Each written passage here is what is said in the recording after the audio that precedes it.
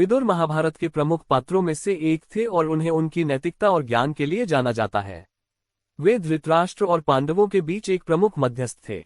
उनकी नीतियां, जो विदुर नीति के रूप में प्रसिद्ध हैं, नैतिकता, राजनीति और जीवन के अन्य महत्वपूर्ण पहलुओं पर आधारित उपदेश हैं।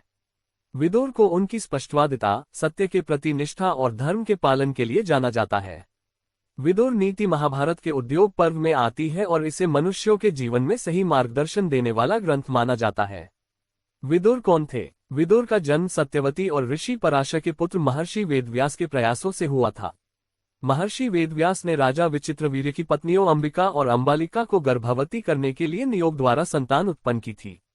अंबिका और अंबालिका के गर्भ से क्रमशः धृतराष्ट्र और पांडु उत्पन्न हुए, जबकि उनकी दासी के गर्भ से विदुर का जन्म हुआ। इस प्रकार विदुर को धृतराष्ट्र और पांडु का सौतेला भाई माना जाता है। हालांकि उनका जन्म दासी से हुआ था, इसलिए उन्हें सिंहासन का उत्तराधिकारी नहीं बनाया गया। पूर्व जन्म की कथा विदुर को यमराज का अवतार माना जाता है। कथा के अनुसार एक बार ऋषि मांडव्य ने यमराज पर अन्यायपूर्ण दंड देने का आरोप लगाया। यमराज ने एक बालक को उसकी अल्पायु में मृत्यु देने का निर्णय लिया था, जबकि वह बालक निर्दोष था। ऋषि मांडव्य ने यमराज को श्राप दिया कि उन्हें मनुष्य योनि में जन्म लेना होगा और इस श्राप के परिणामस्वरूप यमराज विदुर के रूप में जन्मे। विदुर का जीवन एक ऐसा जीवन था जिसमें उन्होंने हमेशा धर्म और न्याय का पालन किया, जो यमराज की प्रकृति के अनुकूल था। श्री कृष्णा से संबंध महाभारत के समय विदुर का श्री कृष्ण के साथ घनिष्ठ संबंध था। विदुर ने हमेशा धर्म का पालन किया और अधर्म के विरुद्ध आवाज उठाई। उन्होंने धृतराष्ट्र को पांडवों के प्रति अन्याय करने से बार बार रोका। विदुर, जिनका स्वभाव सरल और धार्मिक था, ने हमेशा भगवान श्री कृष्ण की भक्ति की। जब भगवान श्री कृष्ण हस्तिनापुर आए थे तो उन्होंने विदुर के घर में भोजन किया था, जबकि कौरवों ने उन्हें महल में दावत देने की योजना बनाई थी।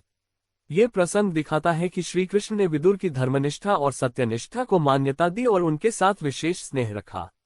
विदुर नीति एक ऐसा ग्रंथ है जिसमें विदुर ने धृतराष्ट्र को जीवन के विभिन्न पहलुओं पर उपदेश दिए। इन उपदेशों में उन्होंने राजनीति, धर्म, नैतिकता और व्यवहारिक जीवन के सिद्धांतों पर विस्तार से चर्चा की। विदुर नीति का उद्देश्य ये था कि धृतराष्ट्र जैसे राजा अपने राज्य और प्रजा के कल्याण के लिए धर्म और सत्य के मार्ग पर चले।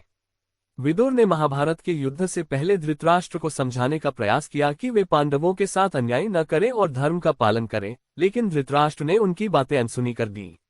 निष्कर्ष भी उनकी नीतियां आज भी प्रासंगिक हैं और जीवन के विभिन्न पहलुओं पर गहन दृष्टिकोण प्रदान करती हैं। विदुर नीति एक ऐसा मार्गदर्शक ग्रंथ है जो मानव जीवन को नैतिकता और धर्म के पथ पर चलने की प्रेरणा देता है। विदुर का जीवन और उनकी शिक्षाएं हमें ये सिखाती हैं कि सच्चाई और धर्म के मार्ग पर चलना ही सही जीवन का रास्ता है। विदुर एक आदर्श व्यक्ति थे जिन्होंने धर्म, सत्य और न्याय का पालन किया।